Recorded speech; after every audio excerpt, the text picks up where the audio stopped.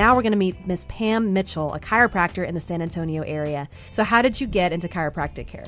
Well, way back when, as I was doing my undergraduate work, I ended up having to help a student that had taken their first part of inorganic chemistry, and it'd been almost 6 years. That was the deadline, and so we had to basically spoon-feed the course to that particular student, and they were going to be a chiropractor. So while they were being spoon-fed inorganic chemistry, I was being spoon-fed the philosophy of chiropractic and just fell in love with it. So what is the philosophy of chiropractic? Well, the philosophy is we don't use the drugs.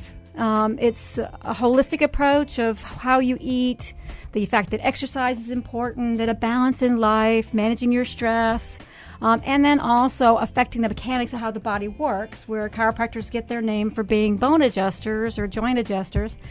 Basically, that all made sense to me. I'd seen by working in the hospital where it didn't make sense a lot of the times. They were on too many medications, and so I just fell in love with it. So the difference between a chiropractor and a holistic chiropractor is? Well, basically, we work with adjusting plus. So my plus is I have a team.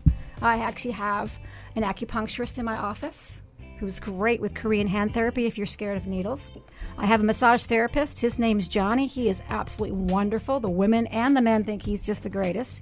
And I have a couple energy healers that do Reiki. And, the minute you walk in the room and these people are there, it's just magical. So can you explain to me the process? Because I think you called yourself the Sherlock Holmes. Is that what I heard you say? Yeah. So how do you decide, if somebody comes in for a headache and you find out it's a digestive problem, how did you get there? Well, basically, thorough exams are kind of the story of the past. Doctors are being forced to be faster and quicker. Yes, I've noticed that. People don't like paperwork. And so, in essence, they are with me for a little while on their first visit. The shortest first visit you're going to have with me doing an exam in history, it's going to be an hour. Okay. And typically with somebody who's been on the block for at least 35 years or so, it's going to be closer to an hour and a half.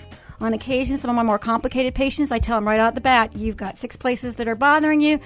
As long as you're okay with it, we're going to be spending probably an hour and 45 minutes or so just to make sure we have as much information as possible.